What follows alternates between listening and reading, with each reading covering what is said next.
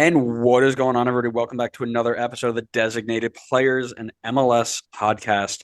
Leagues Cup is around the corner. By the time this goes out, it's probably just 2 or 3 days away, depending on which one you're listening to, part one or part two.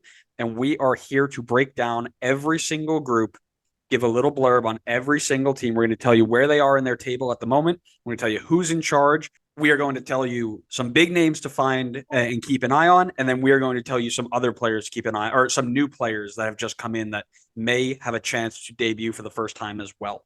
I'm Andrew, as you know, the leader of the podcast, the main host, if you will. And then I'm joined by this other guy who keeps jumping on, Conair. What you doing, buddy? At least say my name right. At least do me that service. Conair wrong. What's up? It's been so I'm long. going to quit the pod. Oh, is that all it took? 270 episodes. That's all it took was me to say your name wrong. Should have tried that 269 episodes ago. You have tried it before. But this might be my final straw. The straw that broke the camel's back, huh? Yeah, the straw that killed the sea turtle. Yeah, maybe you should stop the pod. So like we mentioned, we're gonna go through each team. It's gonna be a head coach. It's gonna be where they are on the table. It's gonna be maybe their current record or goals for, goals against, something important there. Big signings that they have made over the last couple of weeks or months, and then players to watch. Finally, or wrapping up rather with group predictions. How do we see these three going out? As you know, our predictions, well, half of this podcast predictions are always spot on, and then the other half are Connor's. So do with that as you will, my friends who bet. But before we do that, of course, if you put a bet on that we were doing Scarf of the Week, you cash that bet, and it was probably an easy one because we never miss it. Connor, what do you got? Yeah, you probably got no money out of it because the money line is probably garbage for that. It's a guarantee. I'm not wearing a scarf right now because I'm breaking out a brand new scarf. Way! Yeah. My brand new LAFC scarf. Okay. What's the other side? Same on the other side. Same on the other side. So Yeah. the color from over here looks very yellow. Now I'm sure it's gold, but it looks It is gold. It's here. definitely gold. Very nice. Give me a story behind it. How'd you get it? It was a birthday gift from some friends. They asked what to get me, and I put together a list of all the teams I don't have scarves for, and I said, "Have at it. Feel free." All right. Well, now how did you really get it? Because we know you don't have friends, so that was a lie. No, I swear. Awesome. That's a great one. And like I said, I'm really excited. So I've had to control myself a little bit so that I don't burn through all of I don't believe you. Cash reserves. Show me the bank statements because I don't believe you. I'm back up to where I belong after getting some reimbursements and stuff. But there's a list on my computer, and I'm just like, again, people. You got to close the list. Stop looking at it. People are stupid enough to give me money, and just I need to use it for adult things. You're like stupid rent. enough to send it right to MLS. Yes, I need to save it for rent and food instead of buying unlimited scarves. Ridiculous. Just change your direct deposit straight to MLS's bank account. Go into HR and be like, I need you to send my money directly somewhere else. Like, okay, where do you want it? It's just a piece of paper that says Don Garber's pocket. And he'll send you a couple scarves every month. Yeah. Oh, we're terrible. Equal trade-off. I grabbed the first one that I could find in my closet because it's still not organized. We'll get there eventually. Wow. Picked a team with a first-round exit. But tell the people what you got. So the audio listeners are getting nothing right now. I told my stand broke. I only have one leg. So I can't keep it up and speak, so I have to hold it. It's very difficult. That's another thing on the list of things to get. And how dare you say one round exit how dare you say one round exit as if they're getting out of the group? Ridiculous. That's what I meant. Sorry, I should have specified. I meant group exit. That the first round of the competition.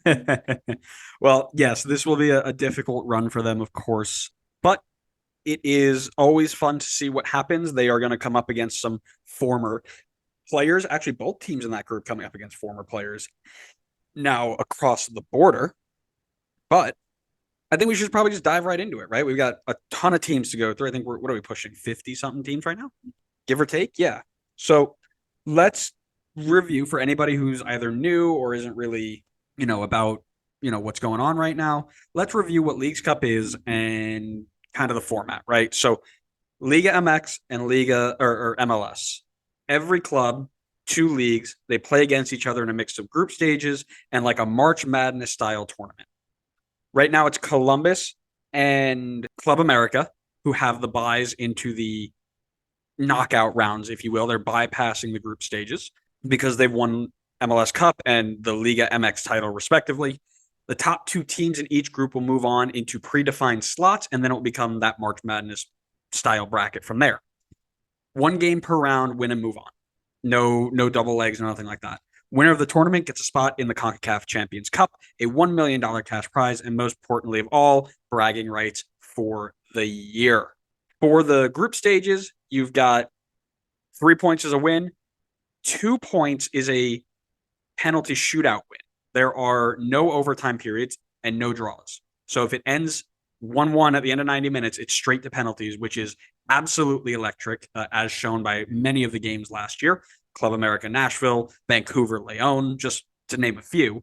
If you win that penalty shootout, you get 2 points. If you lose that penalty shootout, you get 1 point. And then if you lose the game straight out, it's 0. Got it? Good. Let's chat groups.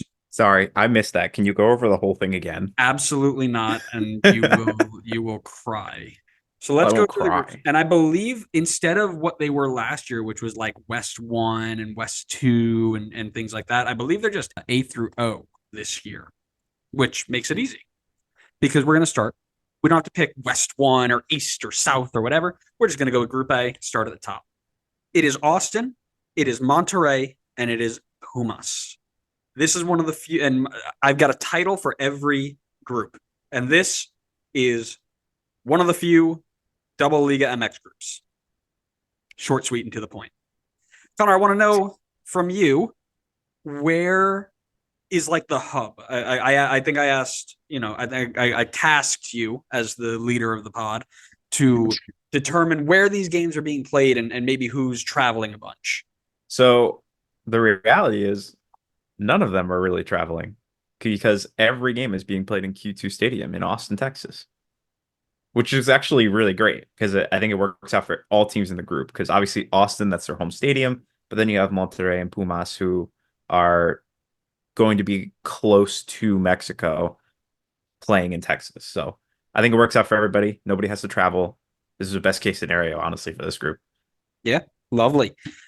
Have they brought in reinforcements that we should be keeping an eye out for? So the way I looked into the big signings, and I did this consistent with everybody, is I looked for a big signing from the winter 2024 window. So from January-ish, whatever that transfer window is. And then also any big signings they've made so far in summer 2024. That's going to be more for the Liga MX side. MLS side, it's not a ton of them have had any significant summer signings yet. We'll see if that changes. But for Austin, a little bit of a stretch for the winter 2024 one. They didn't really have anybody who's like, I'd say a household name unless you're like a pretty significant fan of MLS. But I've gone for Jader Obrian. I think he's had a good impact with Austin so far in the time we've got to see with him this season. Like I said, not a huge name. If you're a Liga MX fan, you may not know who Jader Obrian is.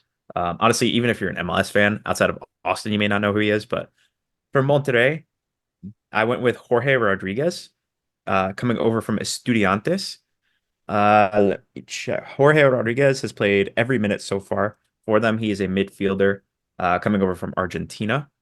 And then Pumas, I've gone for Leo Suarez, who has come over from Club America. So staying in Liga MX, switching over to Pumas, and he is a midfielder/forward. 1 assist so far, has started every game for Pumas. I was going to say, Leo Suarez sounds like a FIFA regen of a really diehard Barcelona guy who just misses 2015. It does sound like that. That's fair. Summer transfers. So Austin actually has one. Osman Bukhari coming over from Red Star in a multi-million-dollar move for Austin. So looking forward to seeing him if he gets some game time in Leagues Cup. Monterrey has brought over Oliver Torres from Sevilla. That's a big acquisition. I don't believe he's played yet, but that'll be a big one when he does get some game time. And then for Pumas, I've gone for Ruben Duarte, who has come over from Alaves, also from Spain. All right. So I will start with the MLS side. We're going to go to Austin FC. As of recording, Austin are right in the thick of things as it stands. They are currently in 10th place in the Western Conference. Josh Wolf's men, they've been really streaky. Josh Wolf taking over the team from the start, so still in charge. 0 wins in their first 5, followed by 2 losses in their next 10, then 3 losses in a row before going pretty much 500 into this weekend of recording. So 8, 10, and 6 with 30 points, hoping to get hot at the right time to get into the playoffs and avenge a really poor Leagues Cup performance from 2023, where they failed to even get out of the group. And that group was filled with, I think, if I remember correctly, the bottom 2 Liga MX sides at the time. Not great. Yeah, so Austin had a very, very disappointing side, and they're really, they started off really poorly, are kind of back in the thick of things. Connor, who is a player that you want to watch in this tournament for Austin this year? I'm gonna go with the star boy who hasn't exactly been a star boy this season. I'm gonna go with Sebastian Driussi. I think the team needs to run through him. This is a great opportunity for someone who hasn't quite been at his best this season to kind of figure things out. And it's like a blank slate. Obviously things haven't been going great in the season, but now you have a whole new competition where you're going to face off against some new opponents. Austin's in a group with no other MLS teams, so you're playing up against new people. I think it's a great opportunity for him to reset and find that form that he had a few years ago where he was borderline MVP. I like it. I thought about him as well, but because I know you very well and I know you take those little softball tosses, All right. I actually went with somebody that you mentioned earlier, and you said Jarder. I think it's Hader Obrian. Tied for the team league in goals. New signing for Austin this season. Brought the team to life on the flanks. Against some Liga MX giants, he's going to have his work cut out for him to create some good chances. But he's been playing well. He's in decent form. I'm really interested to see if he can pull off a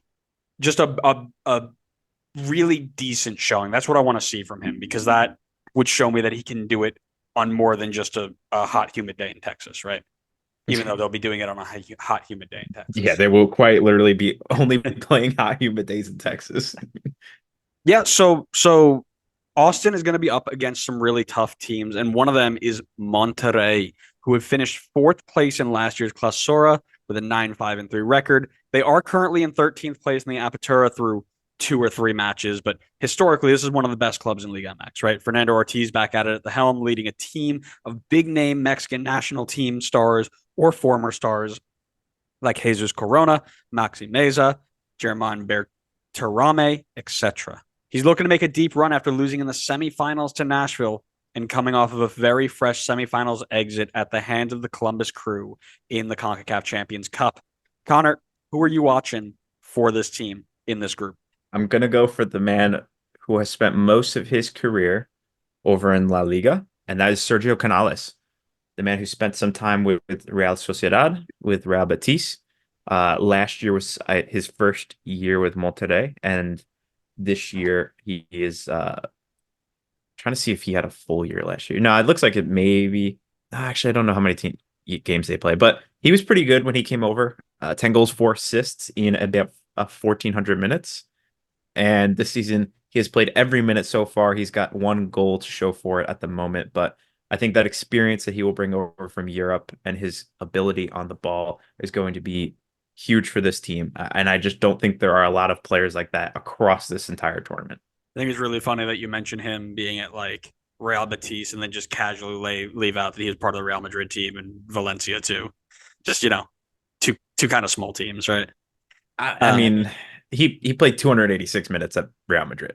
Yeah, but he trained with them and he sat on the bench with them, which instantly makes him a better player. I thought we've been through this. That's why we need all of our players riding the bench on Real Madrid's B team. I mean, you said it, not me.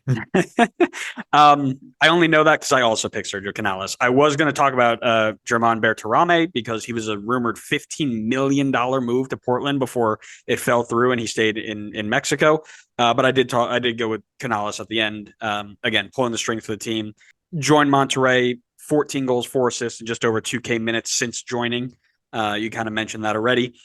I would expect him to be a difference maker in this group, and he very much was so in Champions League. I believe they had a big result against Inter Miami, and they didn't do so hot against them. So, but I could be wrong on that. I could have the wrong Liga MX team. So, but the one thing I know is not wrong is that the other team in this group is Pumas, another giant from Liga MX. Currently fourth in the Apertura after a relatively disappointing 8th place finish in the Clausura. The Argentinian head coach Gustavo Lema is in his first year in charge after being promoted at the start of the last Clausura. In the last League's Cup, it ended very early for them in the round of 32 to Querétaro. I'll just keep sending it over to you. I like the vibe that we're on. What is the player, or who is the player that you are watching in this group? I've gone for the youngster Jorge Ruvalcaba. He has scored 2 goals so far, playing basically every minute. I think he's 2 minutes shy of every minute. 3 starts in 3. Like I said, he's got 2 goals already. Plays. They got him listed midfield forward. But yeah, I think looks like he's got some good potential there.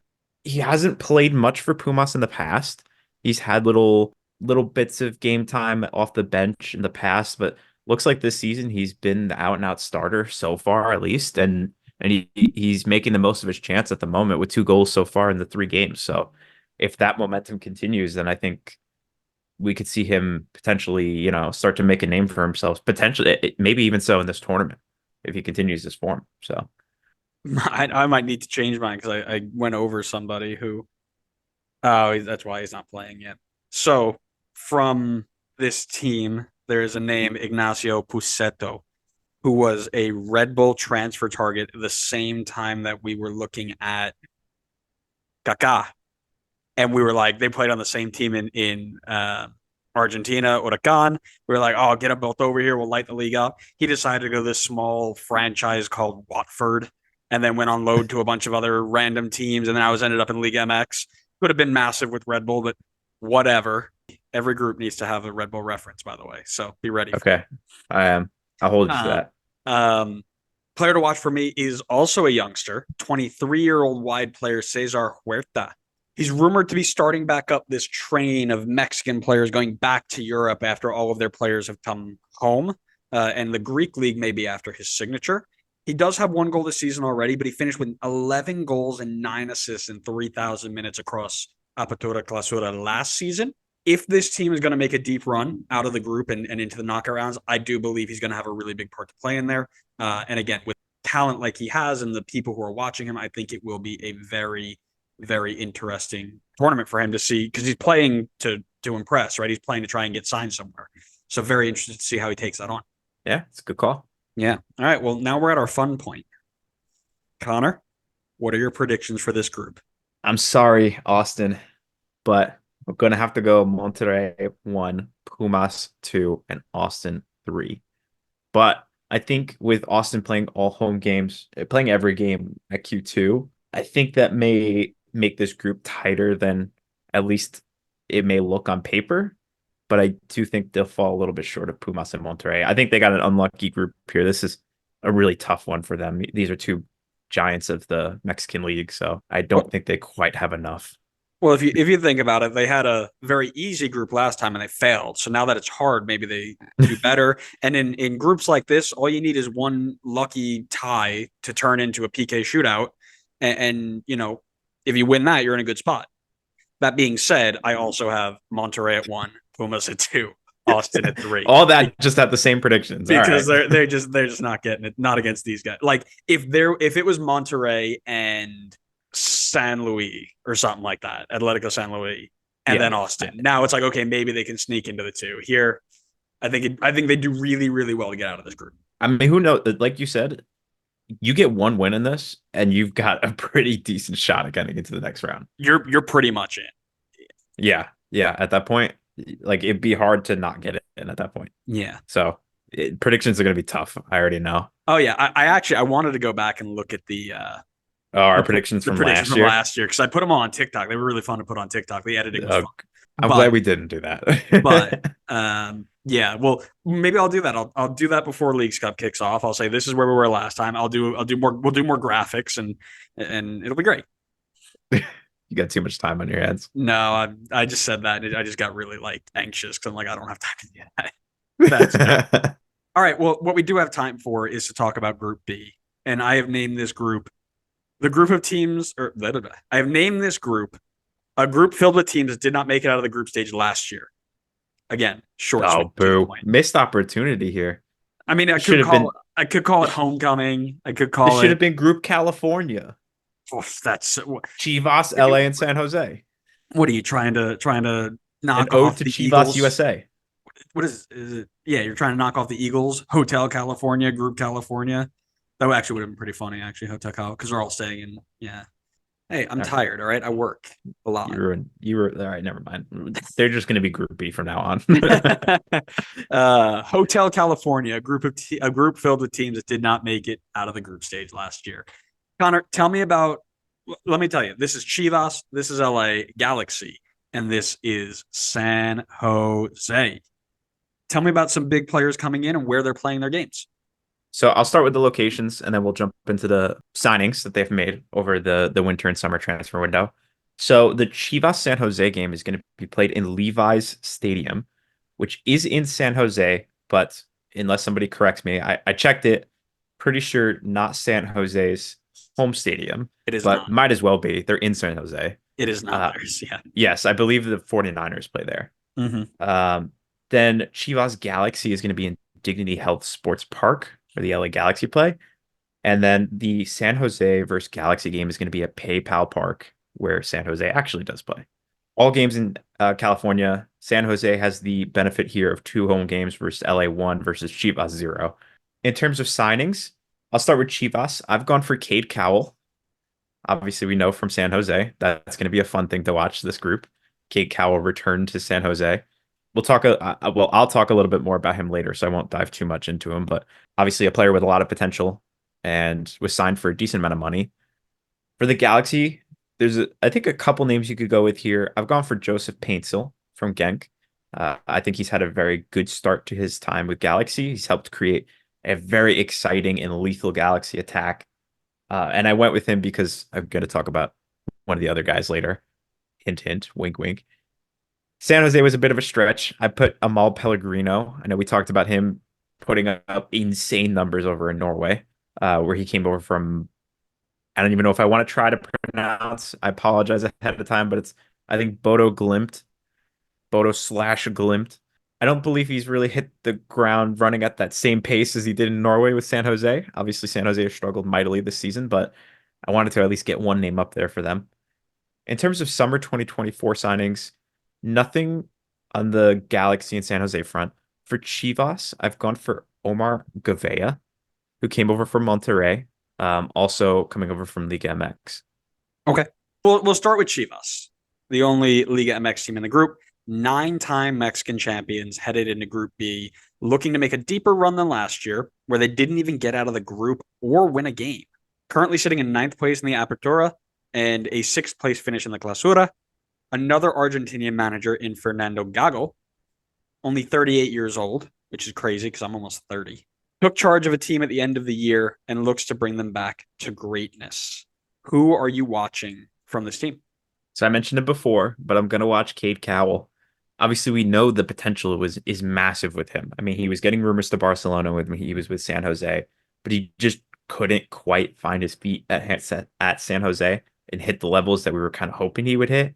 Probably not his fault considering it's San Jose and you could see how bad this team is right now. But he's jumped over to Chivas and he has really hit the ground running. And I feel like we're starting to move towards that level of potential that maybe we should have been seeing from him. It's a small sample size, granted, but he's started all 3 games for them, played almost every minute, and he's got 2 goals and an assist already. So he's off to a hot start. If he can continue that hot streak, I think that would be massive for this group. He's got something to play for, especially going against San Jose, try to prove to San Jose, like, I don't want to say like this is what you could have had. It's not like they gave him plenty of years to do it, but at the same time, yeah, like he could show them like this is my potential. So yeah, I'm gonna keep an eye on him. See, again, I knew you were going to do that. So You could pick any one of the number of former MLS guys on this team. Fidel Barajas is now there. Kate Cowell, as you mentioned. Daniel Aguirre from LA. Another, if we're talking about teams playing their former or players playing against their former teams, and Chicharito. But for me, I'm keeping my eyes on Eric Gutierrez, a former PSV standout who returned home and now runs the midfield of Chivas. There are some very creative players in the midfield for LA and San Jose. He's going to have a lot to deal with. He's more, to my understanding, he's more of a 6'8" sort of player. So he'll have a lot to deal with Ricky Puig and Espinoza if he cuts inside, Pellegrino if he cuts inside.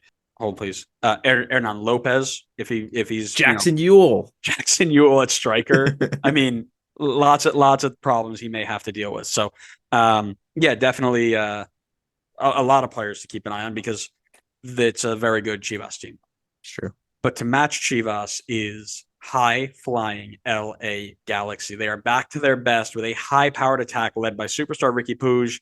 Greg Vanney is leading the team for the 4th season, and he has the Galaxy top of the West, scoring a ton of goals on the way.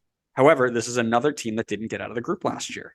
Lots have changed in terms of players, personnel, and you've been hinting at it. Who's your player to watch? Gabriel Peck, of course.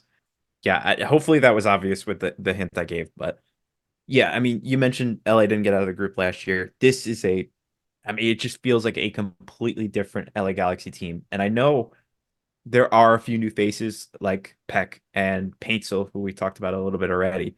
But there is a lot of similarity to last year. And even with that in mind, I still think this feels like a completely different team. So I really think they got a good shot to get out of this group. And Peck's going to be a huge reason for that. I mean, I wasn't exactly sure what to think heading into the season because I believe in his past, he hasn't quite blown up the box score, 20 plus goal contribution seasons and stuff like that. Obviously, there was a lot of potential, hence why they were willing to send out so much money to bring him in. And it has paid off so much so far. I mean, he's been so good, especially as of recent. I feel like he's really hit his zone. And I think this might be missing second assist. So apologies if this doesn't sound completely accurate, but FBref has him down as 9 goals, 9 assists so far in 1,900 minutes, which is insane return so far. Like I said, I like his form coming in. I think he's going to be really explosive, really dangerous. And he has so many players around him that you can't just focus on him. You can't just be like, all right, we're going to double pack and we'll figure it out from there. It'll be fine. Because you've got Joveljic, you've got Paintsil, you got Puig, too many players. You're not going to be able to double him, and I think he's going to be able to exploit that. Very, very interesting. I've picked the other guy. I picked Joseph Paintsil, and mainly because with this team riddled with injuries, Joveljic included, Paintsil's been running at the number 9 recently, which is not his natural position. So his first game there wasn't so great against Colorado, or rather against, I forget who he played, but when he played Colorado, he got a goal and an assist. So there's room to grow there, but a deep run in this tournament is going to depend on his success in this role. So I'm very interested to see how they use him, or if Joveljic comes back and he gets to go back out wide where he's more comfortable. But yeah, him playing in that role is very intriguing to me. And it's something I'm going to keep an eye on. So you're like, oh, big numbers, lots of goals, assists. I'm like tactical approach with a soccer mindset. That's why this pod works so well. Opposites attract. Yeah, you pander to the Euro snobs, and I pander to the American listeners who are like, I like rah big numbers. Euros, score a touchdown. Euros versus Copa America, very technical, and then there's just beat the crap out of each other. A team that's probably going to get the crap beat out of them. San Jose. The crazy transition, isn't it? No coach in charge yet. Ian Russell is caretaker in charge of this just awful group that is San Jose. Far and away the wooden spoon leaders by, I think, 8 points right now. And still technically on pace for the most goals against in a single season. There's just so much to fix in this team, and it's been that way for a hot minute. No points in their last League's Cup. Obviously didn't get out of the group. And only 14 points on 4 wins this year.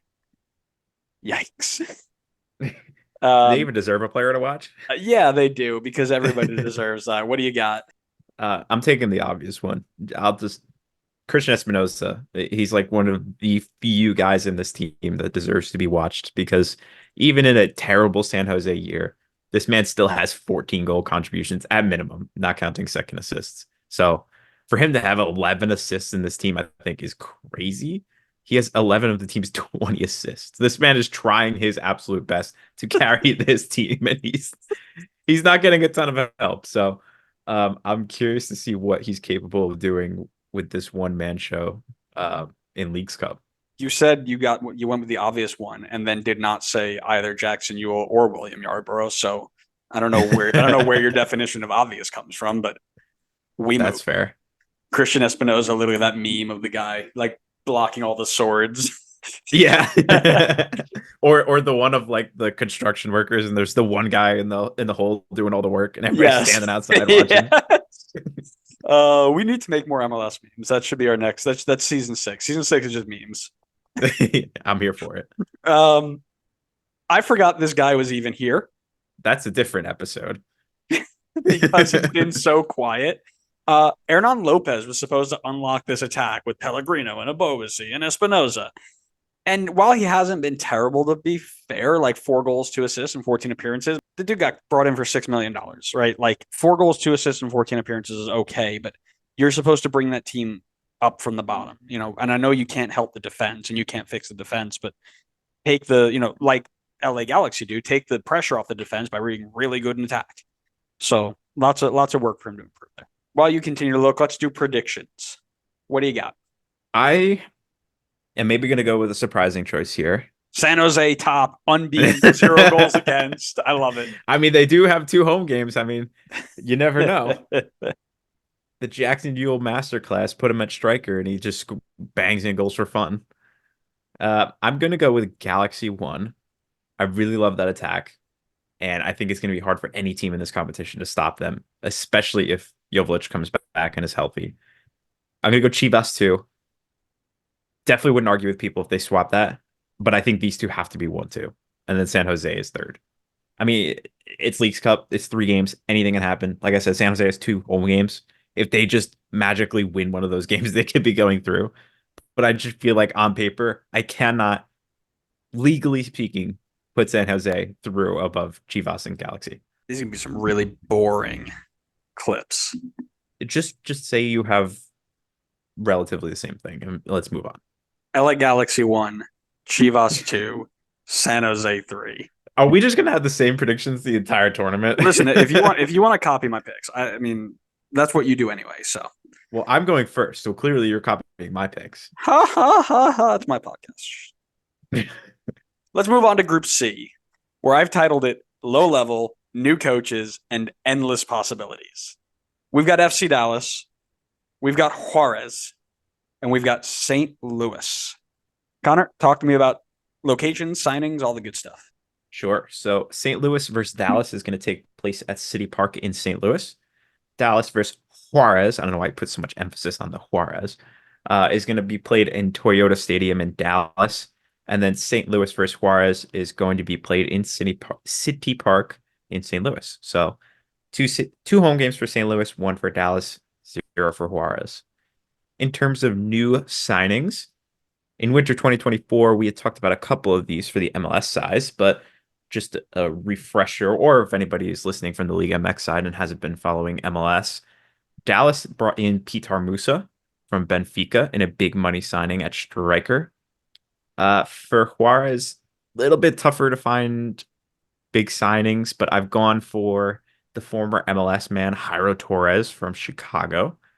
And then for St. Louis, I've gone for Thomas Totland from Haken, who has been playing a bunch for them so far this season. Maybe that's not a good thing considering where St. Louis is in the standings. For summer 2024 signings, Dallas hasn't had any big signings this summer so far. For Juarez, a little bit tough again, like not anybody that's a household name, but I've gone for Ralph Orguin, who is an American, actually, came over from Club America and has played pretty well so far for Juarez. And then for St. Louis, we had talked about it in a previous episode, but Marcel Hartel coming over from another team with a Saint in the name, FC St. Pauli.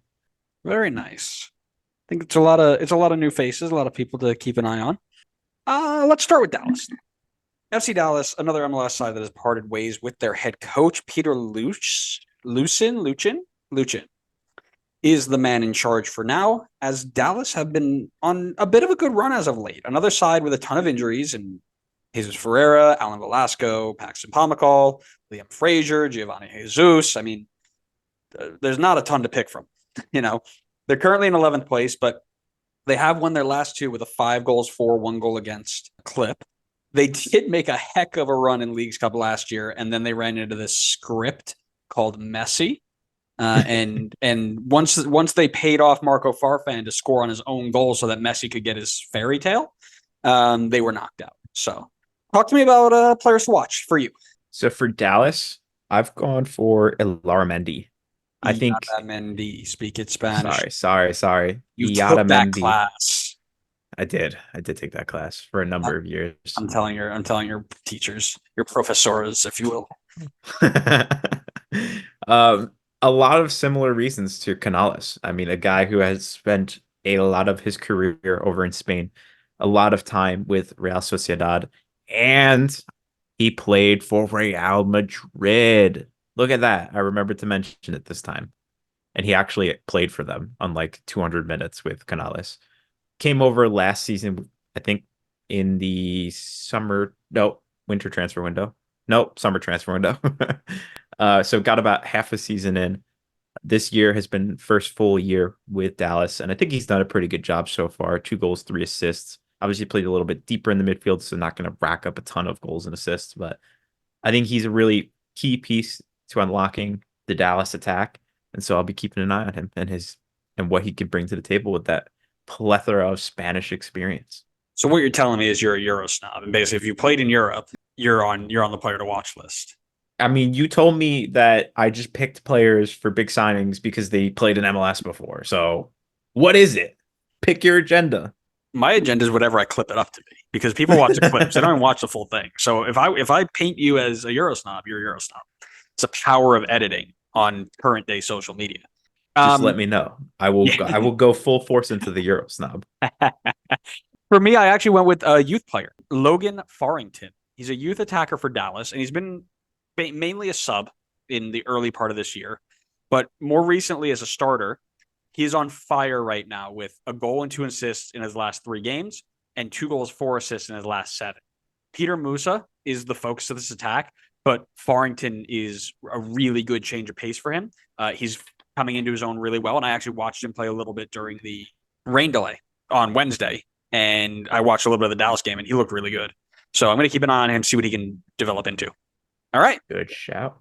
Let's move on then to Juarez. We'll go back to Liga MX here, a perennial bottom half of Liga MX team. They sit 15th in the Apertura right now and finished 12th in the Clausura last season. Brazilian Mauricio Barbieri is in his first year in charge of the side and has an interesting cast of players to work with.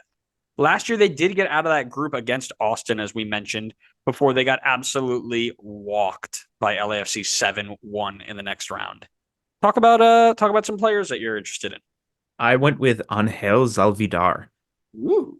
He is a career Liga MX player who hasn't had a ton of full seasons getting a ton of game time. His most consistent game time season came back in 2016, 2017 when he was 22 years old playing for 4th place Chivas, where he got 2,300 minutes and 12 goal contributions. Outside of that, it's been pretty hit or miss on how much game time he's gotten. He's bounced around a bunch of teams like Chivas and Monterrey and Puebla and San Luis. And now he's at Juarez. He was there he played about 700 minutes last season. But so far this season, it's been a better start for him. He started all 3 games, played almost every minute. And he's got 2 goals to show for it so far. So I'll be keeping an eye on to see if he can continue that form, and maybe he can finally find a home here in Juarez. Very interesting. So I mentioned it was an interesting squad, and that's because it's full of former MLS players. I wanted to say Jairo Torres for the memes. But my player to watch is going to be former MLS center back Francisco Calvo. And that's because this Juarez team, in case you didn't pick up, is playing with Jairo freaking Torres in attack, the man who hasn't had a goal contribution in like 3 years. They're going to need to be so defensively strong to stand half a chance to get out of this group with Jairo Torres playing in an attacking role.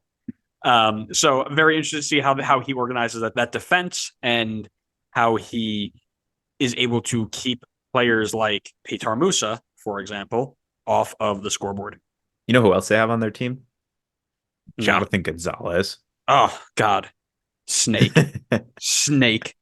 Let's finish up the group then with St. Louis, another MLS side with a new coach. Maybe not a new coach, but an interim coach. And a few big names on the way in, and they will need them.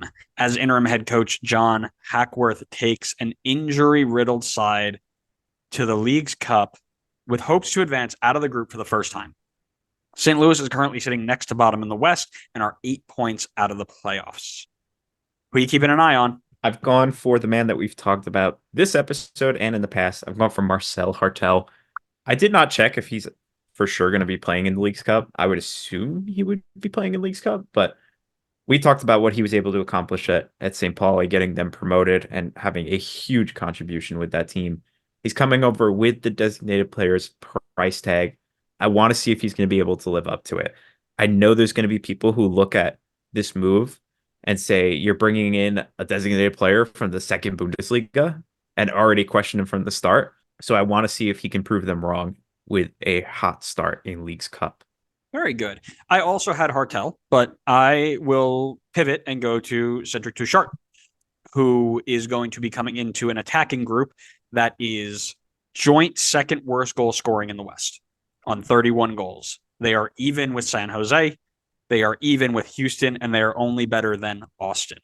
So obviously needing help in the attack, and that comes from a whole bunch of different places, but they've got Hartel behind them, and Touchard may just be a step in the right direction for them. So definitely somebody that I'm going to watch. But what I am more interested in is your predictions, because I think we definitely have different ones here. We have to. Yeah, probably. I have gone for Dallas at 1, riding their streak of better performances. I'm going to go St. Louis at 2. I think Hartel comes in and has a great impact with them. And I'm going to go with Juarez at 3. I just don't think they have enough in that team to get out of this group. So I also am banking on the fact that Hartel and Touchard are going to be a really good addition from the start. So good, in fact, that St. Louis finishes first, Dallas finishes second, and Juarez finishes third. I think they are going to ride a similar vibe to Miami last year. Obviously not with the same level of players, but you have those players come in and you get a little bit of a boost and you're like, oh, this is, we might be able to do something. They could go on a decent run here with those players. Yeah, that's a good shout. Plus they have the double home game. So that's right. Group D, the mid group of the Midwest, Chicago, Sporting KC, and Toluca. Wow. Can't wait for group. I love Toluca from the Midwest. These are MLS themed titles, so leave me be. Like at Chicago, SKC, and if you look at where Mexico is on a map, they're pretty Midwest, something like that. So that's a stretch. Yeah, I'm gonna look up a map. You tell me where they're playing games and who are some new players in the team. All right, so the SKC Chicago game is going to be played at Children's Mercy Park in Kansas City. Toluca versus Chicago is going to be at SeatGeek Stadium in Chicago.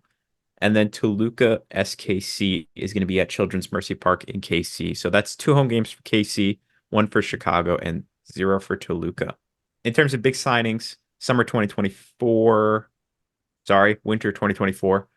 Chicago, we talked about it. Hugo Kuiper's coming in. Big money signing to bring in a striker from Ghent. SKC, I gave him a not applicable. I don't think they really had any big signings over the summer. Brought in only a couple of players, and I don't know if I'd classify any of them as big signings. And then for Toluca, I've gone for Federico Pereira, who came over from Liverpool in Uruguay, not England. He's a young defender who I think has good potential with this team. And then for big signings in the summer window thus far, got an NA for Chicago and SKC. No big signings so far from them. For Toluca, I've gone for Paulinho. He is, I believe, a striker, at least an attacker, coming over from Sporting in Portugal. And he has hit the ground running so far. I can confirm to you that Toluca, SKC, and St. Louis all share the same time zone. So mid-group of the Midwest. Close enough. Stands. Close enough. Chicago.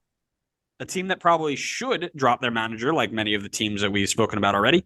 Frank Lopez has them in 13th out of 15th, which at this point is probably a little bit better than they used to do, right? They used to be 14th or 15th, so progress. Improvement. They're the third least goals scored in the conference, and they need a lot of help. As you mentioned, they're not bringing much in.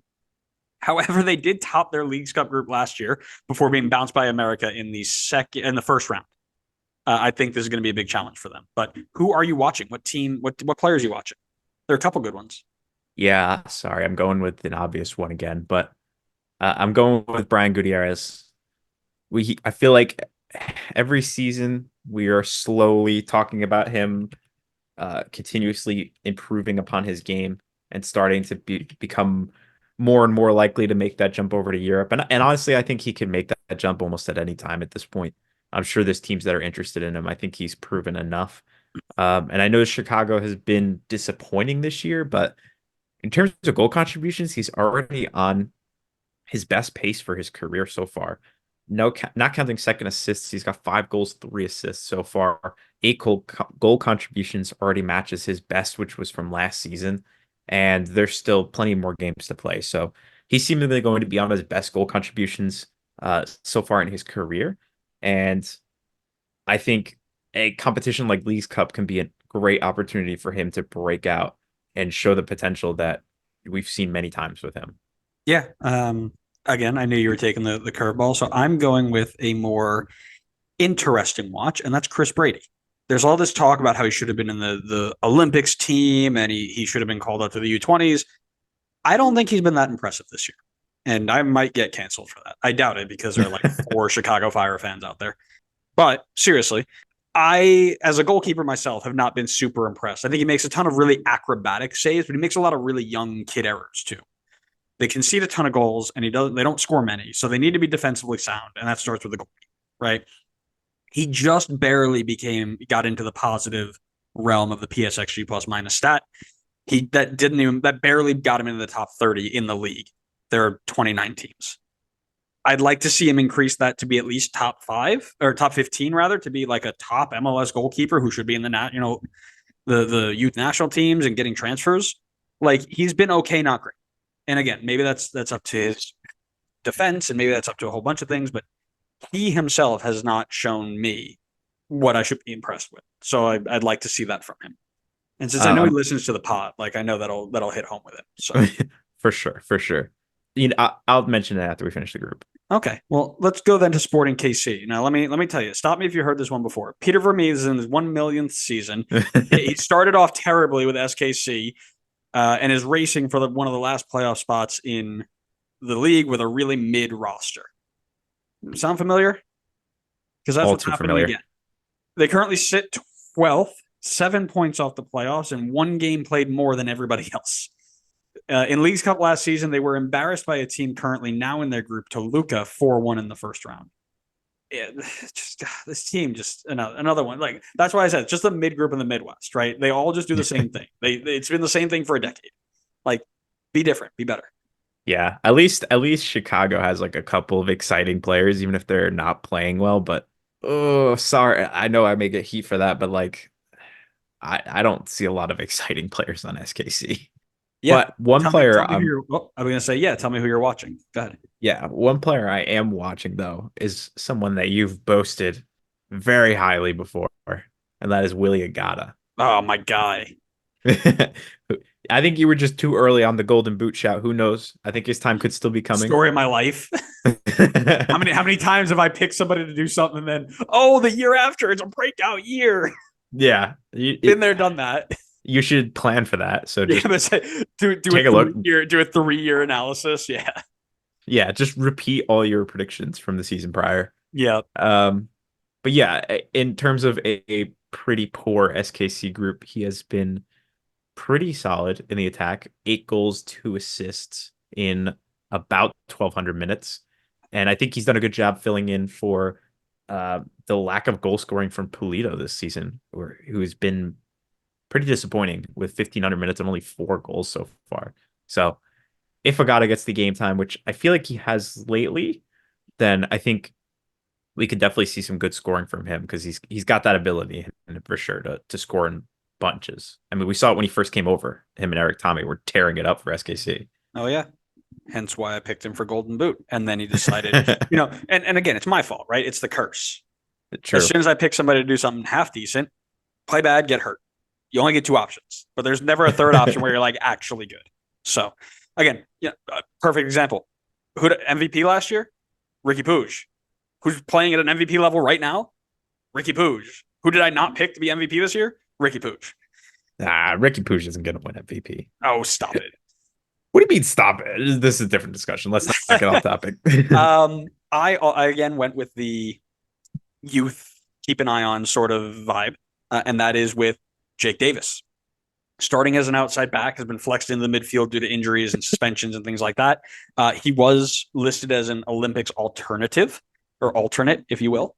He is the absolute king of screamers from distance, and I would love to see him elevate his profile in this tournament with like 3 or 4 just absolute rockets. But every time I stopped doing it recently because we started work, but when I used to make those top 5 goals of the week, every third week he's in there with like a goal from 35 yards. I'm like, okay, go off. But yeah, that's my guy to watch. I think it's again, I think it's really good that we have a balance where you're like, watch this guy who's really good, and I'm like, watch this guy who could be really good. I like that balance. Yeah, see, we're a good match. Are you proposing? No, Definitely not. no. Buy me dinner first. Let's move on to Toluca because we are so far into this and not even far at all. Toluca is our next team. They are third place in Clausura last season and currently third in the Apertura. This is going to be a really good team for this group. 6 goals for and only 2 against in the last 3 games. They're in a really good place under manager Renato Paiva, who took over before the start of last Clausura and turned them into a very, very solid team. Last year, they made the round of 16 in Leagues Cup, and they went on to lose in PKs to Minnesota. Who are you watching? I'm going the younger route in this case, and I'm going to go with Marcel Ruiz, 23-year-old midfielder for them, who played a ton for them last season. Isn't huge in terms of the box score and getting goals and assists. I think he only had 2 goals, 4 assists last season. But this year, again, he started every game so far. I believe he has 1 assist so far. I think when I looked up his rating on SofaScore, it was also pretty strong as well. So I think he's doing a lot of the little things that don't show up in the box score. He is the 3rd highest valued player on transfer market on the team, probably because of how young he is. But I think there's good potential there with him, and I'll be keeping an eye on seeing what he could do. Well, it's interesting. You picked the 3rd highest valued player. I picked the 1st, Maximiliano Araujo, a 24-year-old left winger who played every single game for Uruguay at the Copa America. This dude is just absolutely on a rocket ship to the top levels. He's only got 1 appearance so far in this season, but at Copa America, he had 2 goals, 1 assist in 6 appearances. He didn't score against America because it's a washed, right? But he's going to have a huge impact on this attack. They're going to go down that side constantly. I'm sure of it. And let's be frank about it. These are 2 really bad MLS defenses. He's going to torch these guys. So while we do that, let's talk predictions. What do you got? I've got an easy Toluca at 1. I think maybe I'm getting ahead of myself here, but I think they could be a dark horse in this entire tournament. Ooh. But easy Toluca at 1 for me. I've got SKC at 2 because I like the fact that they have the double home game. And then I've got Chicago at 3. It's hard for me to separate Chicago and SKC, so I just went with the team that had the extra home game, giving them that little boost. Yeah. I mean, mine very similar, right? I put Toluca at 1, far and away the better team in the group. I've got Chicago at 2. I don't know why, but every time it comes down to these like scrappy 3-team groups where you need 1 result to get in, they always find a way to get one of, like I said, they topped their group last year. And I feel like if you put them in like tight moments, I think they'll find a way to figure it out just for that one thing, and then they'll get smashed in the first round. And then I got SKC at 3 because Willie gotta hurt me once. I won't let him hurt me again. All right, so SKC through confirmed. SKC top of the group. Willie got us 6 goals in 2 games. Exactly. All Thank you. against Chicago. Doesn't play against Toluca. Hook it to my veins. Let's move on to Group E, which I have called attacking vibes only. We've got Colorado, we've got Leon, and we've got Portland. Defense be damned. Let's just go win every game 6-9, and it'll be great. Colorado, Leon, Portland. Talk to me about where they're playing. Talk to me about new players in. All right, Portland versus Colorado is going to be played at Providence Park in Portland. Leon versus Colorado is going to be played at Dick's Sporting Goods Park in Colorado. And then lastly, Leon versus Portland is going to be played at Providence Park in Portland. So we're going to have 2 home games for Portland, 1 for Colorado, 0 for Leon. In terms of signings, let's start with winter 2024. Colorado had a bunch of them, but I'm going to shout out Djordje Mihailovic, who has been a revelation for Colorado this season. He's been excellent coming back to MLS from AZ.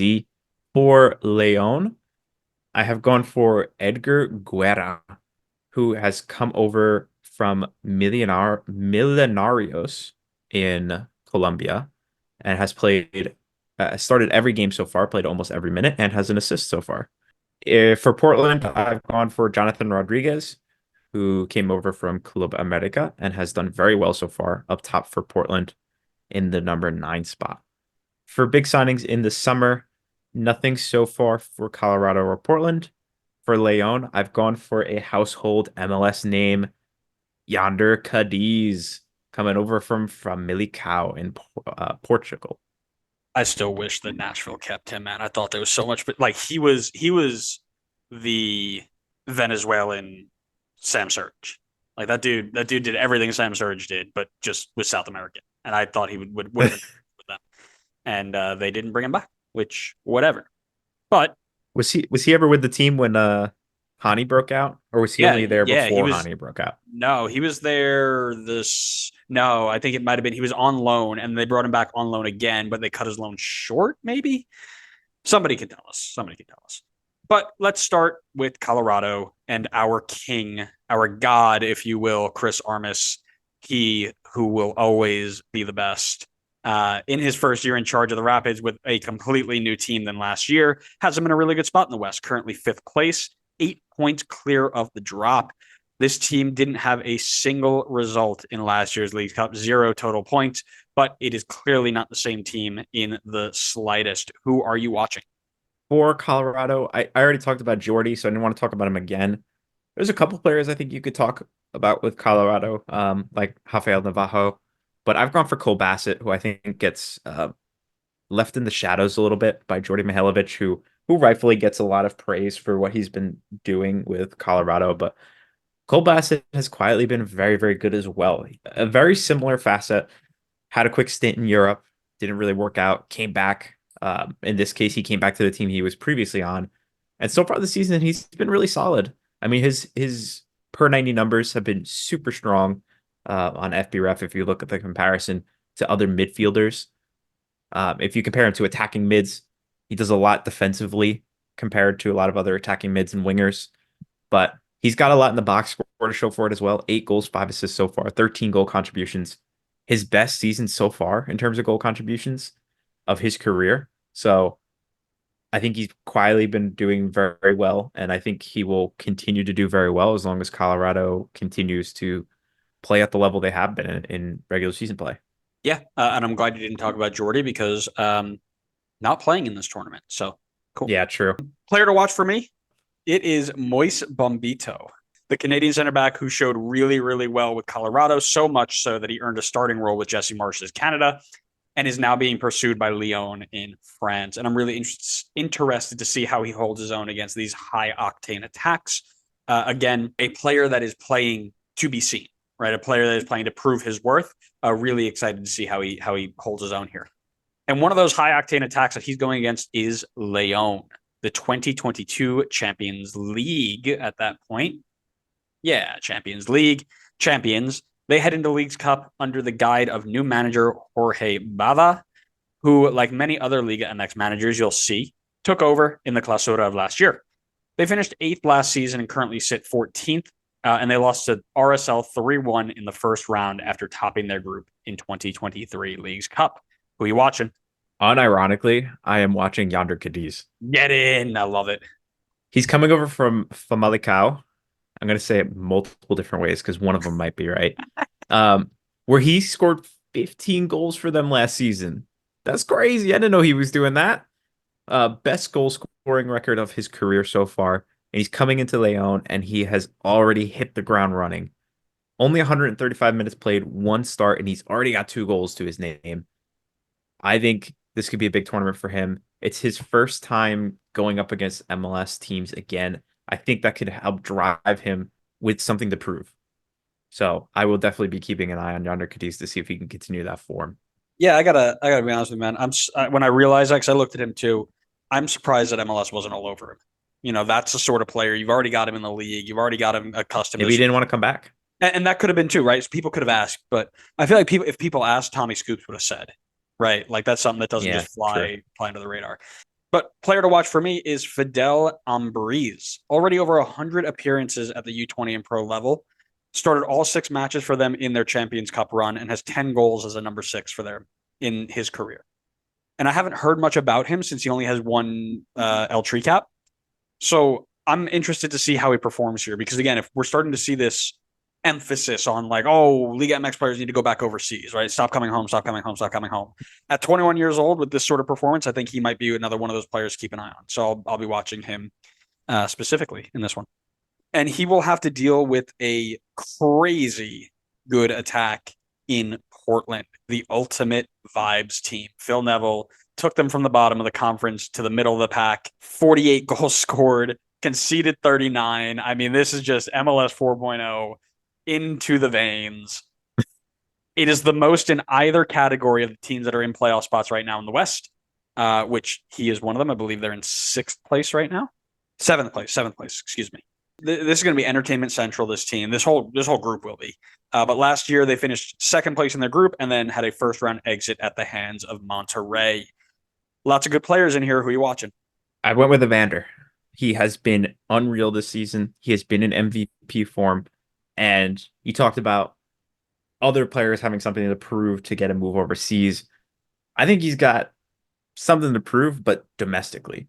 He came in last year, huge price tag, didn't meet the expectations that people had for him.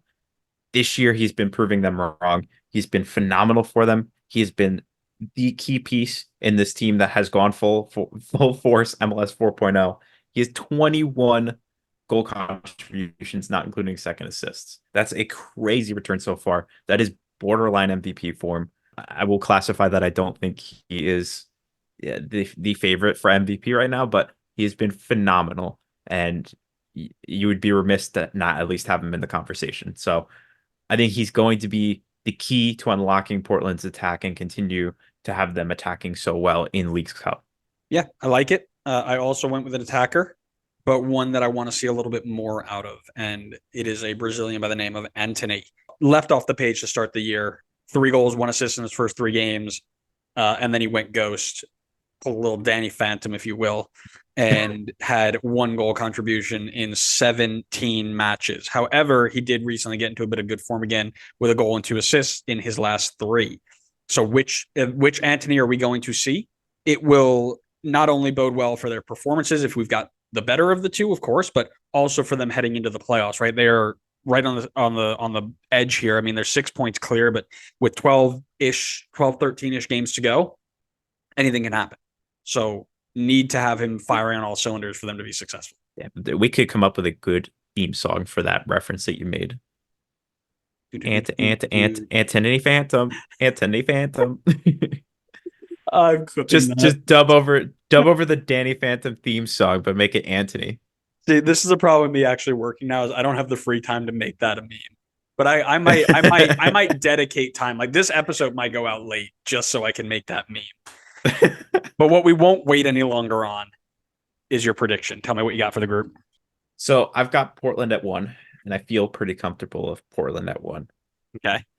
I have Colorado at 2 right now. I'm almost a little bit tempted to maybe reconsider because Jordy's not going to be there, and Jordy is such a huge part of this team. But I think I'm going to stick with it. I know Leon is a big team. They have a lot of history, but I think they've been not so great lately. Like you had mentioned, Classota, they were 11th, and currently this year they haven't been a ton better. They haven't gotten a win so far. They're 14th in the Apertura. So I'm gonna stick with what I have originally. I'm gonna be an MLS shill, and I'm gonna go with Portland at 1, Colorado at 2, and Leon at 3. It's fun. I'm glad you did what you did because I literally have I've got Portland at 1. Agreed. I think the vibes are just going to be really good in a tournament like this. I've got Leon at 2, and I put Colorado at 3 specifically because in brackets I've got no DM, no Jordy Milovic. That Mhm. is the deciding factor for me. And I know you were fiddling with it too, but see me as a true footballing brain and understanding the game and not just a shill. I know how to make my predictions with my brain instead of my heart. I mean, in fairness, Colorado has that game against Leon at home. If they can win that game, that could literally be the thing that swings the entire group for them, gets them into the Yeah, next round. and if I was 7'5", I could dunk, right? Like, are we just doing silly hypotheticals here? Great. And if my grandma had wheels, she would be a bike. Let's move on to Group F. Square pegs into round holes because I, for the life of me, cannot figure out how this all got put together. We got Minnesota, we've got Seattle, and we've got, now that we know how to pronounce them, Necaxa. I know we spent about 4 minutes last year trying to figure out just their pronunciation. So give me where they're playing. Give me new players in the team. I'm glad you did the pronunciation beforehand because I was definitely going to butcher that. I knew it wasn't pronounced how it looks on paper, but I forgot the pronunciation. Minnesota versus Necaxa is going to be at Allianz Field in Minnesota. Seattle versus Minnesota is going to be at Lumen Field in Seattle. And then Seattle versus Necaxa is going to be in Lumen Field in Seattle. So that is 2 home games for Seattle, 1 for Minnesota, and 0 for Necaxa. In terms of signings, I'll be honest, there's not a lot of big signings out of this whole group. Minnesota really didn't have any big signings in winter 2024. I know they brought in like a million players, specifically a million players at center mid, but I wouldn't classify any of them as really as big signings, and none have had a massive impact in the team so far. I'd kind of say the same for Necaxa, like not huge signings, but because we haven't covered Liga MX teams so far, I tried to pick players like anyway, just so we can have some, expose the fans to some names to pay attention to at Leagues Cup. But for Necaxa, I've gone for Alejandro Mayorga, who is coming over from Chivas, so another player coming over from another team in Liga MX. For Seattle, I've gone for Pedro de la Vega, coming over from Lanús. Obviously, that was a big money move. A lot of comparisons to similar move from Gabriel Peck. Not a ton of history so far, but a lot of potential.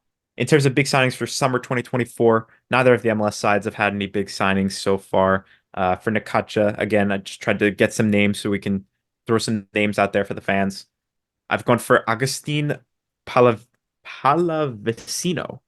from River Plate, the Argentinian coming over this summer. I think we should just do a whole episode of you trying to pronounce names. I think I that'd knew be you were really going to say fun. that. I That think would that'd be be really bad. fun. Let's It do would it. be a disaster. You're going to lose every fan. No, we'll get more because of the fun part of it. It's funny. They're just going to come in and yell at me. How do you not know how to pronounce it? But that's good, right? I mean, that's what you did with Middlesbrough. That's what you're going to do with, a bunch of the other things. You're going to piss a whole bunch of League MX players. It's going to be great. It's going to be great. Let's go to Minnesota first, a team that has been struck by the designated players curse. They were once flying high until somebody came in and said that they were one of the best teams in the first half of the season, and now they're down into the last playoff spot after the first 24 games. Head coach Eric Ramsey came in right at the beginning of the season, and he struggled in the last few weeks, not going to lie, and he's now trying to hold on to the playoffs in this home stretch. Last season, Leagues Cup was pretty good to Minnesota. They got to the quarterfinals, I think all on penalties, if I remember correctly, like penalty after penalty after penalties. Then they lost to Nashville 5-0. So once they give up 1, they give up 5. Talk to me about players to watch. I feel like I kind of had to go with one name. This man only knows how to. Sorry, let me correct that. He doesn't only know how to, but this man gets to another level when it comes to the Leagues Cup, and I think he could do it again. And I've gone for Bongo Hlongwane King. because he is a Leagues Cup king. He was King. unreal in Leagues Cup last year. We have an episode somewhere out there where we covered like his stats from Leagues Cup. I think maybe when we recapped the Minnesota season, or maybe when we talked about them previewing this upcoming season. But he was just unreal. It was like 7 or 8 goals in the tournament last year, something ridiculous like that. So I'm going to be watching him again because I want to see him do it again. All right, what I'll tell you is Minnesota, they beat Puebla, they lost to Chicago, and then they advanced out of the first round on penalties after a 3-3 tie with Columbus. And they advanced to after the second round after a 2-2 tie with Toluca, all on penalties. And then they got smashed. Henderson's. For me, I'm going to go with my guy from the midseason review. If you haven't seen that, check that out. It's Tani Oluwaseyi. Absolutely on fire, similar to Leagues Cup Bongi. And he's played so well that he earned himself a way to the Canadian men's national team. 8 goals, 4 assists in 700 minutes so far. If Leagues Cup Bongi shows up and regular season Tani shows up, not even Messi stopping this team. This team's going to go so far that, I mean, they might win the World Cup. That guy from the Chicago Fire presser might actually get his wish, and you might see an MLS team win a World Cup. That's how good they're going to be. Why would Messi be trying to stop them? Messi doesn't play defense. Messi's also injured. Because Messi tried to play one round of defense and blew out his ankle. So that's unfortunate. Yeah, that ankle was nasty. The size of Texas. Yeah. Places that are not the size of Texas, but are kind of close to Texas, maybe. I don't know Mexican geography. Necaxa. Now that we know how to pronounce their name, let's chat about their team. 9th in the Clausura, 12th in the Apertura. Eduardo Fentanes enters his third half season with the group, looking for their first ever Leagues Cup win. Who are you watching? I am watching Jose Paradela. Yes, that guy. Yes, that guy. Yeah. Came over from River Plate last season. Looks like maybe midway through last season. And honestly, looks like he hit the ground running with Necaxa. 5 goals, 3 assists in 1,200 minutes. I don't know exactly where he played on the field, but he's listed as a forward/midfielder. So, assuming that he's not a number 9, I think 8 goal contributions in 1,200 minutes in your first season in Liga MX is pretty solid. And he's continued that form into this season. He's played every minute of every game so far and has 2 assists to his name already. So, I think it's a good opportunity for him to continue his development with Necaxa and I don't know, maybe start to make a name for himself. He's only 25, so I wouldn't exactly rule out a move to Europe if he really finds some good form, but I think we're still a bit away from that. Sure. I've gone with Daiber Cambindo, the former Cruz Azul Colombian. Already has 2 goals this season in 3 games, and he also had 9 and 16 in the last Clausura. So clearly a goal-scoring threat, clearly somebody who can do a job on the front line, and I think he's going to be a handful for the defenses of Seattle and Minnesota. Speaking of, let's go to Seattle and chat about Brian Schmetzer, who is close to the decade mark with Seattle. I think 2016 his first season. Crazy. And he's got them in 6th right now in the West, 7 points clear of the drop, one of 3 Champions League, Champions Cup champions in America. From 2021. DC and LA will not be erased on this podcast. And they too are looking for their first ever Leagues Cup win. Who are you watching? And tell me why it's Jordan Morris. I think I may know who you're gonna. Sorry, what were you gonna say? I was gonna say, tell me why it's Jordan Morris, and tell me why the reason you're watching is so that he can impress the new men's national team manager, Steve Cherundolo. It's true. I think Cherundolo knows all about his game. I mean, he's played against him a number of times. So, and Jackson Ewell, get them both in the team. My player to watch for Seattle is Albert Rusnak. He is obviously a very talented player. We knew that from his days with RSL. He's come over to Seattle. He's had a bit of a new role, but he has been on a tear lately. And I mean a tear lately. Seattle has won 6 of their last 7, and they're unbeaten in that stretch. He has a goal contribution in 6 of those 7 games. He has 3 goals, 6 assists in his last 7 games. He is absolutely on fire. He is the heart and soul of this entire Seattle attack. And that's going to be massive because this team is very solid defensively. In this stretch where they've won 6 of 7, they have 4 clean sheets in that time period. So if Rusnak is continuing this form and he is attacking and he's being threatening, that's going to be huge for Seattle because we know they're going to be good defensively. The question is going to be what can they bring to the attack? And if Rusnak continues this form, then it's going to be a tough team to beat. I like it. I myself am going with Pedro de la Vega, recently back in the side after injury. Very, very hyped to start the year. As you mentioned, big money move. The guy that they've been scouting for 6 years finally gets in, and then 2 games in, he is hurt for 8 weeks. Now that he's getting back involved, I'm really excited to see what he can bring to this team and how he fits. Because I think one of the big things was, how does this guy fit into the team? And even Brian Schmetzer was like, we'll figure it out. They didn't even know when they got him, but they wanted him. So they got him. Now, that'll be something very, very interesting to see. And something I'm keeping an eye on. Talk to me then about your predictions. This one felt a bit more straightforward for me. I'm going to go Seattle 1, Minnesota 2, Necaxa 3. I think Seattle benefits from the double home games, plus they're on ridiculous form right now. Can't count out Minnesota in this tournament. They were really, really good last year, and I think that will actually help them again this year. They know how to be successful in this tournament. And I think Necaxa just doesn't quite have enough on paper to be able to squeak by Minnesota and Seattle, especially with having to play all these games away and have to travel back and forth between Minnesota and Seattle. Well, actually, I don't know if it's back and forth. I can't believe that you are putting doubt into League's Cup Bongi Hlongwane. I've got Minnesota at 1, Seattle at 2, and Necaxa at 3 because I myself am not one to tempt fate. I know what happens when I go against the gods. And when League's Cup Bongi comes out to play and scores 6 goals in 3 games, you will be asking, why didn't I stay with what the forces wanted? Listen, I am not a betting man, but if I were, I think Jordan Morris can handle him. I mean, he's a USMNT quality player. I think he can handle Bongi. I said, I mean, you know what he doesn't do if he's playing there? Punch a dude in the head.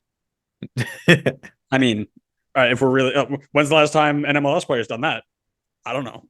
Oh, we were actually talking about that. It was actually really recently. Someone Hinostroza, I think, punched somebody in the Columbus game recently. He did. Yeah. Dude, I'm telling you, if USMNT Twitter ever really listened to our things without any context, we'd be so cooked.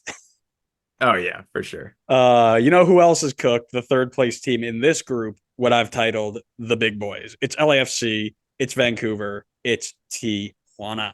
Talk to me about new players. Talk to me about where they're playing. LAFC versus Tijuana is going to be at BMO Stadium. LAFC versus Vancouver is going to be at BMO Stadium. Vancouver versus Tijuana is going to be at BC Place. So that is 2 home games for LAFC, 1 home game for Vancouver, none for Tijuana. In terms of signings, there are actually a lot of big signings in this window. For LAFC, big signings in this winter transfer window, I've gone for Hugo Lloris, coming over from Tottenham, that trophyless tin pot of a club. Maybe he can finally win a trophy with LAFC, but obviously big name. I think I don't want to say for sure if he's done well or not. I'd have to look into our favorite statistic, PSXG plus minus, because that is our holy grail statistic and the only thing that determines if someone is doing well. For Vancouver, a little bit of a tough one. Nobody that's a huge name, but I think in terms of MLS fans, they'll know the name pretty well. I've gone for Fafa Picault. I think he has had a pretty good impact in this team. Damir Krylak was obviously another good option as well, another very well-known name in this league. And then for Tijuana, I have gone for Alejandro Gomez, who came in the winter. He has played every minute for them so far, the 22-year-old defender. For the big signing in the summer, there's this French striker with some really nice beard coming over from AC Milan. I'm not French. Sorry. Yes, sorry. Yeah, my French accent came out there. Olivier Giroud is joining LAFC. I saw an article that said he is projected to join the team August 1st. Yeah, he won't if be that's in. the case, he would miss the group stages, but could potentially join the team in later rounds if they move on. If they get into the knockouts, that will be past the August 1st timeframe. So he could potentially get his start in Leagues Cup. For Tijuana, another household MLS name, Emmanuel Reynoso, is now with Tijuana after all his debacles with Minnesota at the end of his time there. And then Vancouver, no big summer signings so far. Oh man, there's so many good players to pick here, but let's chat. We'll start with LAFC. MLS Cups, Champions Cup runs, Supporter Shield challenges and wins. LAFC have been one of the strongest sides in MLS over the past few seasons, and future USMNT head coach Steve Cherundolo is currently at the helm for another 4 minutes and 23 seconds before Cindy Cohn calls him up and gives him the job. And then fires him to bring back And Greg for a third time. bring him up on stage. It's like bring him up on stage, like reach out hand to shake, and then just throw him off and like open a curtain. Greg's there, big smile. What's up, everybody? We're back. We did a thorough investigation and we found only one man for the job. Steve Cherundolo, you are not the coach. You are fired. But anyways, he's got them at the second place in the West, 2 points behind rivals the Galaxy. They are looking for a bit of a deeper run in Leagues Cup this year after falling 3-2 to Monterrey in the quarterfinals. What a game that was. I remember that one. Talk to me about your player to watch. I did not pick Denny Bouanga for this one because I felt like, even though I've picked easy ones in the last, that felt even too easy. So I'm going to go for the other guy. If Denny Bouanga's Batman, this is his Robin this season, and that's Mateusz Bogusz, who has been very, very good for LAFC this year. I think a credit to him is the fact that he just plays in a lot of different positions. I feel like I've seen him at striker. Obviously, I know he can play in the midfield spot. That is where he's listed for MLS Fantasy. So he could obviously play there because MLS Fantasy is always correct. But 17 goal contributions, not including second assists so far. 12 goals scored, 5 assists. Him and Denny have been absolutely carrying the attack. They have 49 goal contributions out of the 73 total goal contributions on the entire team. So they're really both going to need to step up. This team has been very solid defensively, but the attack has gone through Bouanga and Bogusz. And so Bogusz is going to have to continue this form if LAFC are going to be making a deep run in this cup. So I prepped this before that story came out about Olivier Giroud not playing. So I have to change mine, and I am going with David Martinez, the 18-year-old wide player. So, again, hasn't started yet, all sub appearances. At the end of his first little stint, he had a goal, an assist, and then 2 yellow cards in 7 minutes and got sent off. He then didn't play for 14 weeks or so and has started kind of entering back into the squad a little bit. And I think Leagues Cup would be a really good place to give him some of those minutes, especially if you're playing a team that you might be able to beat up on, or you've secured your place in the league or in the next round or whatever. I think it'd be really nice to see him get a run out, which would be again, as much as we want to say League Cup matters and all that stuff, realistically, like you're focused on the league and winning Supporter Shield and winning MLS Cup, and you need players, especially a team like LA, need some depth. So I'd be interested to see how he translates there, and I hope he gets a little bit of time.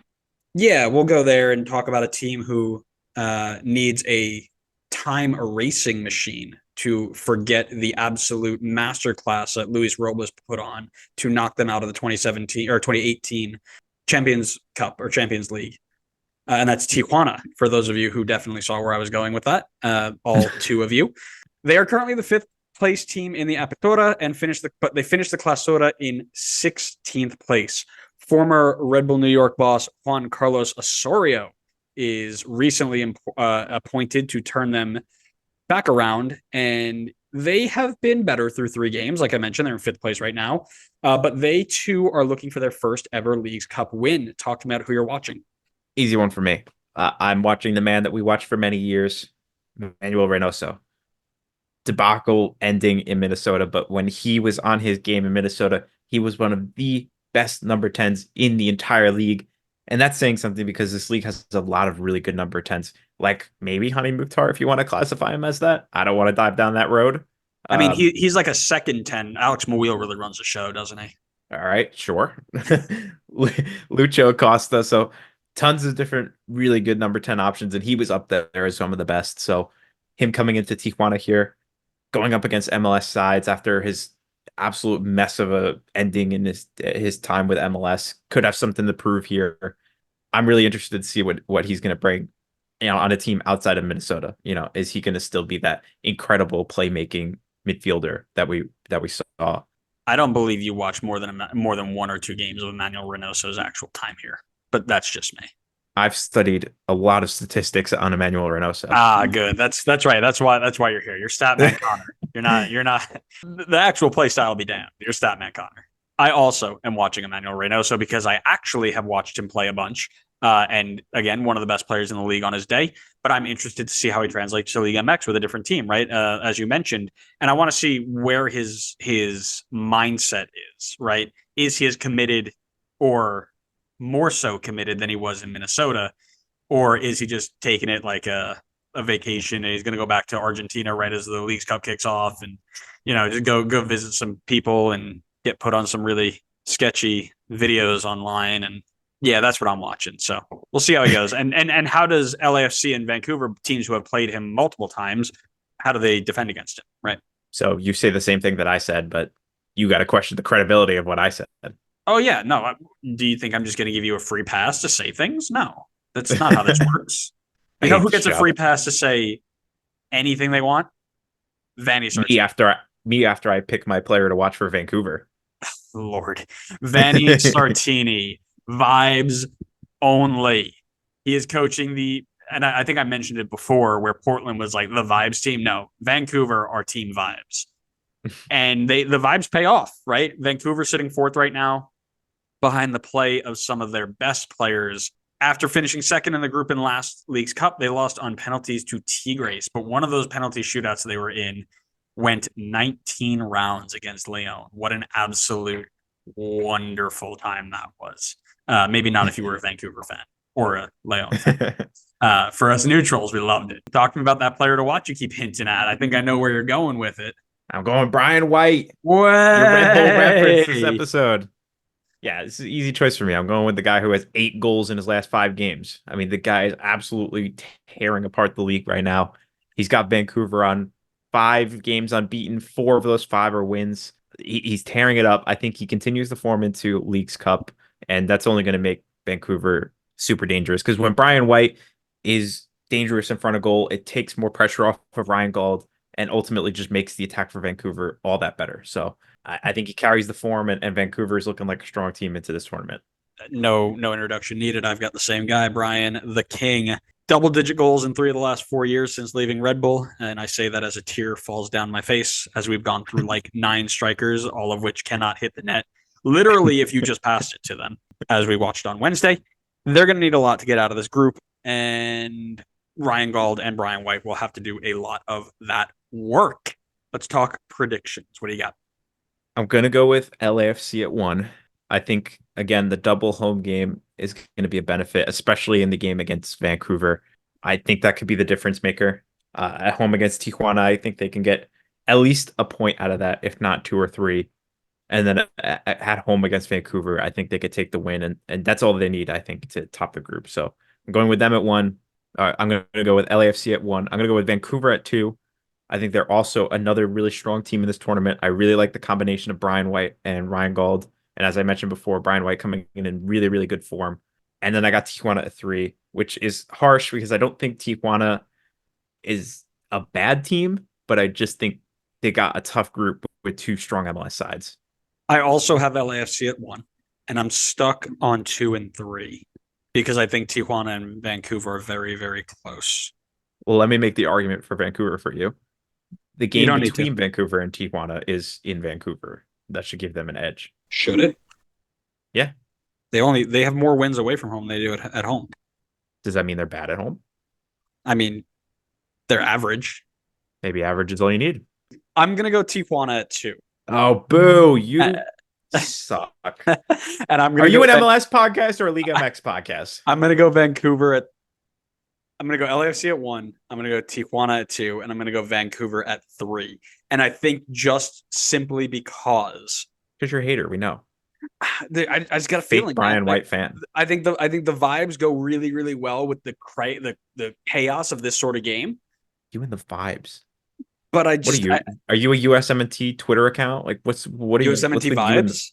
MLS vibes. Oh, I'm starting a new toxic Twitter account. I'm starting a new toxic Twitter account, MLS vibes. Oh, that's funny.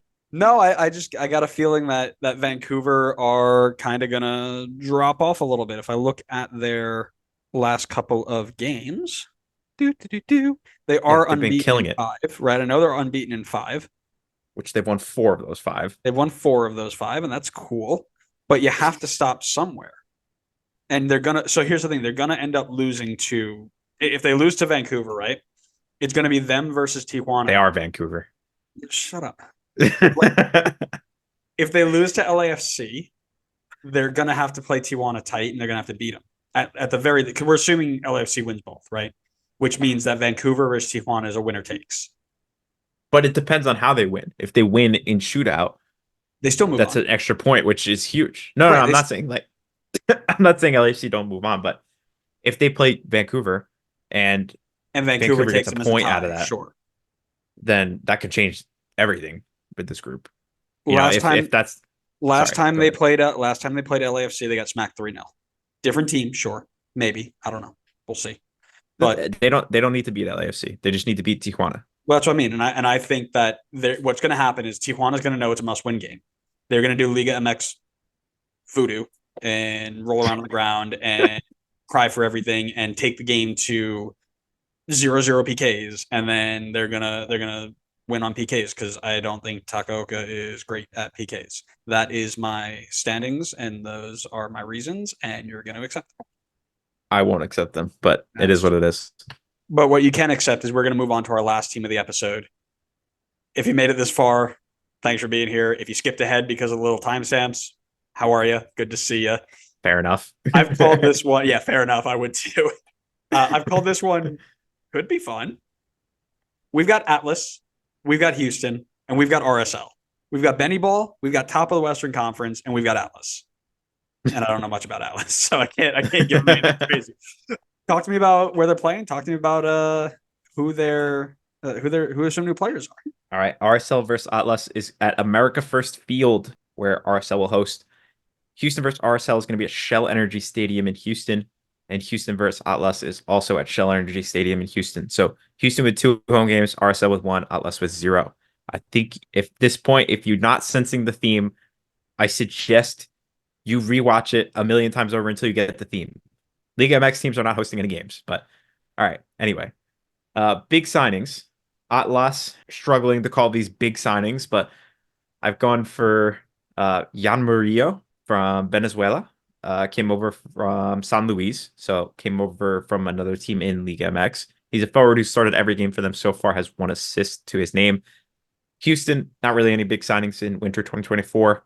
And then RSL, Matt Crooks, obviously, because I've been told Middlesbrough is the biggest club in the world, and therefore they have gifted us the pleasure of having one of their players, and therefore Matt Crooks is obviously a massive signing and a huge coup for MLS to pick up there. Big signings for summer 2024. Atlas, again, just trying to get some names out there for those that aren't familiar with Liga MX. I'm going for Adrian Mora, who is coming from Toluca. So another guy coming over from another team in Liga MX. And Mora so far has played every minute of every game for them in the defense. No big signings so far for Houston or RSL this summer transfer window. All right. We're going to start with Liga MX's Atlas. Currently 7th in the Apertura after a 17th place finish in the Clausura. Atlas are led by highly experienced Spaniard Beñat San Jose, who had stints in Saudi Arabia, Bolivia, and Belgium.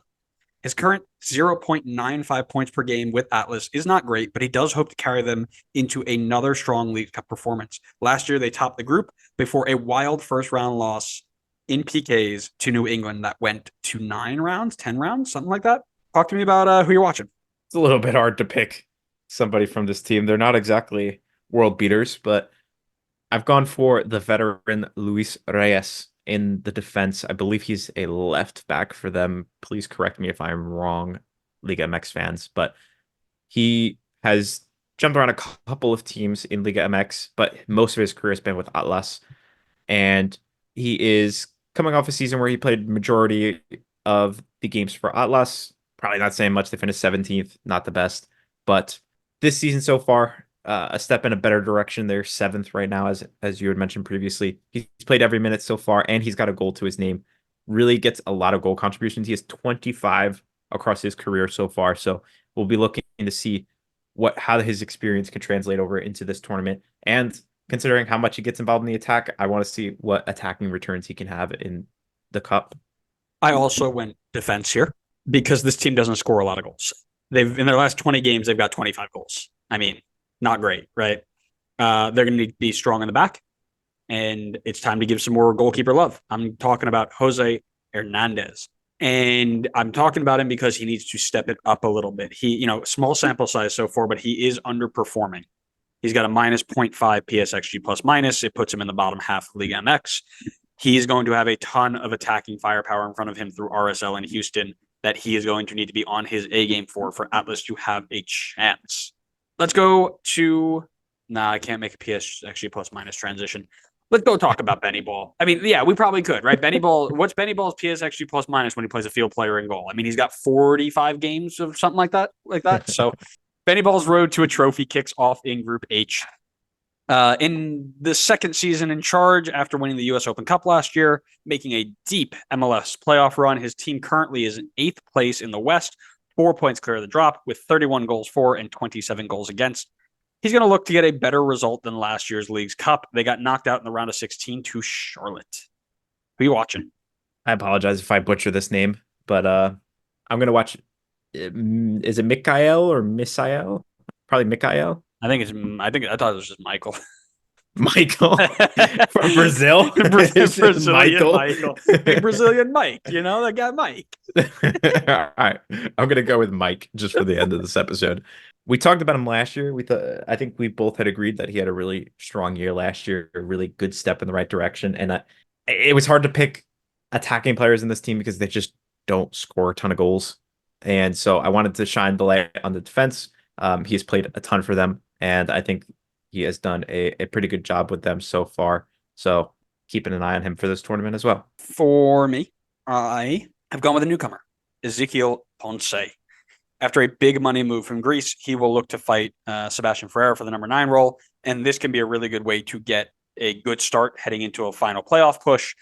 It is like that perfect, he doesn't get a preseason, but now you've got at the very least 2 games, if not a couple more, to get yourself into kind of like post preseason form, for lack of a better term. Like get acquainted with the team, get used to the tactics of players, things like that. And again, I think it's a really good time. And realistically, right, if they get knocked out early or midway or whatever, now you've got 3 weeks to train like it's preseason. So definitely looking forward to see what he can give to Houston.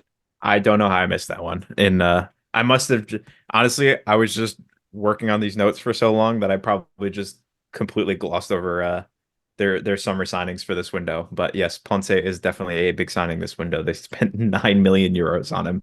So apologies for missing that. Get him, Houston fans. He doesn't care enough about your team. It's true. I'm a massive Benny Ball hater. All right. It was surprising that you missed that, but let's move to the surprises of the Western Conference. Real Salt Lake, Pablo Mastroeni's side is 3rd in the West, 2 points off the top spot, game in hand to the Galaxy. 29 goals scored from this group so far, leading any team that isn't Messi FC, and a very impressive defensive showing as well with only 31 goals against. Now, despite that, still no silverware of late, and a disappointing round of 16 exit from last year's League's Cup to a very emphatic 4-0 loss to the LAFC. Who are you watching? This is an interesting one.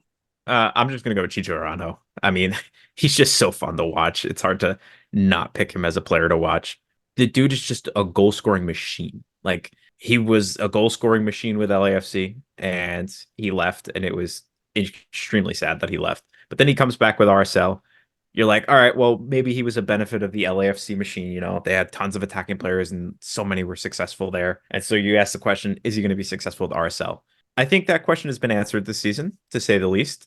17 goals, 5 assists already is outrageous. Like, that's insane output. This dude just does not stop scoring goals and getting involved in the goals. And he is a massive reason why this team is so successful in the West right now. And so I want to see him continue tearing it up in League's Cup. Kind of sucks you're not going to be able to. Oh, is he hurt? He's suspended. Did you not see this whole thing? Oh, yeah. Wait, does that carry into Leagues Cup or is that just regular season? It's 2 regular season games, the All-Star game, and Yeah, Leagues I knew the All-Star and game Leagues thing. Cup game 1. So he might be back for Okay, the so he second so one. he's all right, and then if they get out of the group, then he plays the rest Then of he them. plays So, on, yes. But but yeah, then I will still see him. will you? I think you're going to be too busy doing work I, to watch these games. that might be fair. Um, so with Aranjo suspended for at least one of these Only matches, one game. at least True. you don't know when MLS is going to come in and be like, oh, he might knock out Benny Ball. We got to All right. Well, suspend one more game. if they do that, then I get to pick a new player. Well, because you know that MLS is scripting everything. So if they want Aranjo out, they're going to get Aranjo out. Like it's just the way it works. But they're going to need to figure out how to score goals. And right now, it's kind of Anderson Julio seeming like he's going to be the guy to lead the line. That's usually the replacement there. As I look down the line and don't see, too many straight out and out number 9 replacements. I mean, you've got 16-year-old Axel Kai. That'd be fun to see him play. But I think it'll be Julio who comes in and fills that role a little bit, or maybe Matt Crooks as a false 9. I don't know. But anyways, He can Anderson do it. He's Julio's from Middlesbrough. yeah, he can do anything. I will be watching whoever plays the 9. I'm picking Anderson Julio because that's who I think it is because I want to see how they play without him. They've been not so great without him. So that's my pick. And now I ask you, what is your pick for your predictions?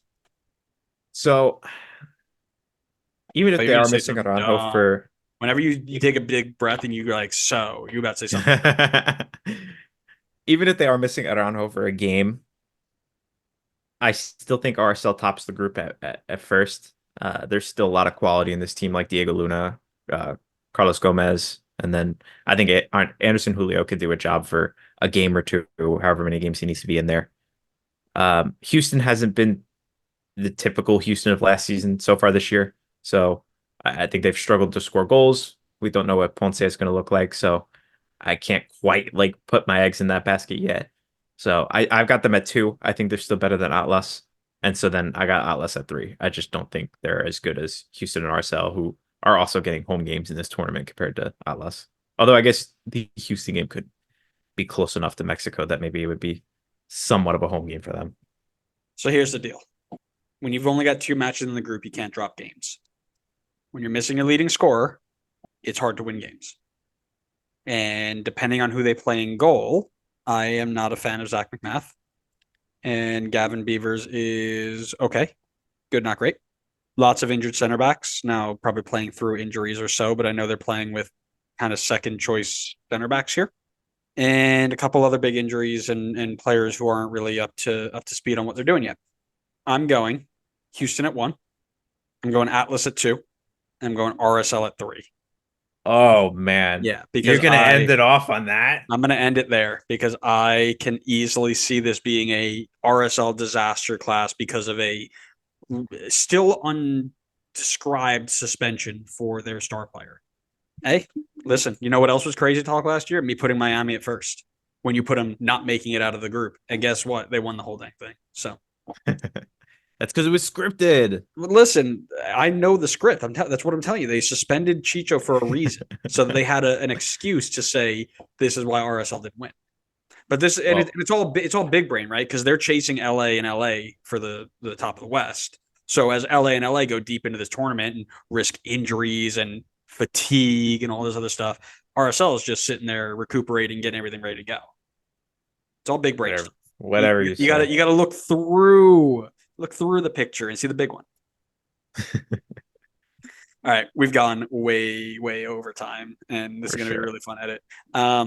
Thanks everybody for listening. We hope you enjoyed it. We will be back on Wednesday for another half of Leagues Cup preview.